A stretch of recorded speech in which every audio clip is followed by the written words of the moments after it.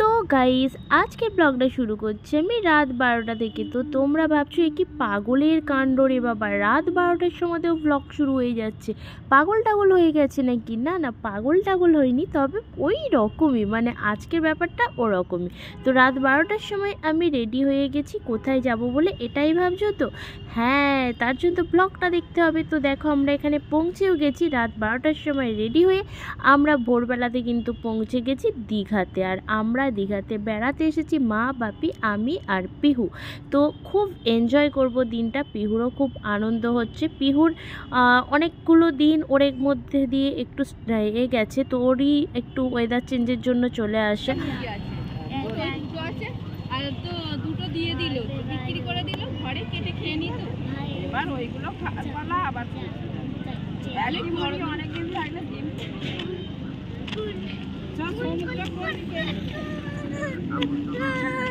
এটা কি হচ্ছে রে?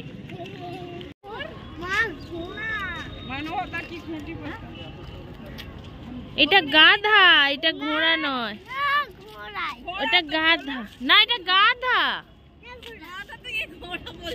এটা গাধা, ওটা গাধা নয়, আরে এটা গাধা, এটা ঘোড়া। এটা গাধা না ঘোড়া? বন্ধুরা কমেন্ট করে জানিও তো পিহুরানিকে, ওটা সত্যিই ঘোড়া? পিউ ঠিক বলেছে। তো আমরা দেখো তারপর সকাল হতে একটু সূর্যের আলোটা ফুটতে হাঁটতে হাঁটতে সবাই সমুদ্রের ধারের দিকে চলে এসেছি, সি বিচের ধারে। কেন, এখানের ফিলটা তো নিতে হবে, তাই না? আর ঠান্ডা কিন্তু প্রচুর রকমের ছিল, তবে রোদ উঠতে আবার বেশ গরমই লাগছিল। মানে রাত্রে, মানে আমরা যে একদম ভোরে পৌঁছেছিলাম তখন কিন্তু একটা মারাত্মক ঠান্ডা ছিল, কাঁপুনি দেয়া ঠান্ডা যেটাকে বলে। আর পিহু আর মা দেখো ওই যে এগিয়ে যাচ্ছে, একটু সমুদ্রের জল নিয়ে ঘাঁটাঘাঁটি করবে পিহু, তাই দিদাকে পটিয়েছে, চলো দিদা যাই একটু সমুদ্রের ধারে, আমাকে বলে বলে তো হয়নি তাই। আর দেখো এখানে এসে বালিঘাটা অ্যাক্টিভিটি এই সমস্ত কিছু এবার শুরু করবে, সেসবের জন্য একটু চারিদিকটা দেখে দেখে নিচ্ছে। আর ওই যে দুজনে ওরা বেশ এগিয়ে যাচ্ছে, আর সূর্যটা সবে সবে উঠেছে, বেশ ভালোই লাগছিল, আমারও বেশ ভালো লাগছিল। আর আমি এখানে এসেছি তো রিলস তো করবই, তো এর মাঝে আমি কয়েকটা রিলসও করে নিয়েছি, আর তোমাদেরকে একটু চারিদিকের পরিবেশটা ঘুরে দেখানোর চেষ্টা করছি। তবে লোকজন বলতে পারো আছে, তবে একটু কম তুলনামূলকভাবে। এই যে বললাম অ্যাক্টিভিটি শুরু হবে, এই যে অ্যাক্টিভিটি শুরু হয়ে গেছে, কাদাবালি নিয়ে ঘাঁটাঘাঁটি। যাই হোক, একটা তো দিন ও ওর মতো করে কাটাক, আমি ওকে ওর মতো করেই কাটাতে বলেছি, কিছুই বলবো না। আর সেই তো বাড়ি গিয়ে আবার পড়াশোনা, নাচ এই।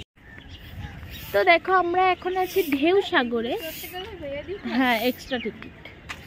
আর ঢেউ সাগরের পরিবেশটা দেখতেই পাচ্ছ, অনেক সুন্দর, তোমাদেরও দেখাবো। আর এখানে দেখো, এখান থেকে শান্তা দাদু কিছুতেই যেতে চাইছে না, আর ওকে এখন চড়াতে হবে টয় ট্রেন, ওই যে ওখানে টয় ট্রেনটা একটু পিহুকে ওঠাবো।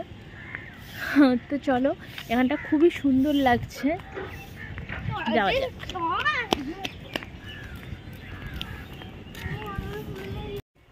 না উঠে পড়, উঠে পড়,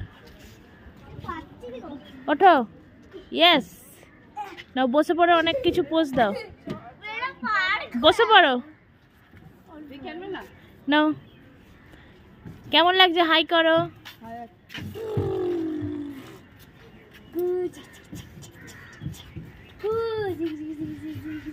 রানী হাই করে দাও, হাই করে দাও।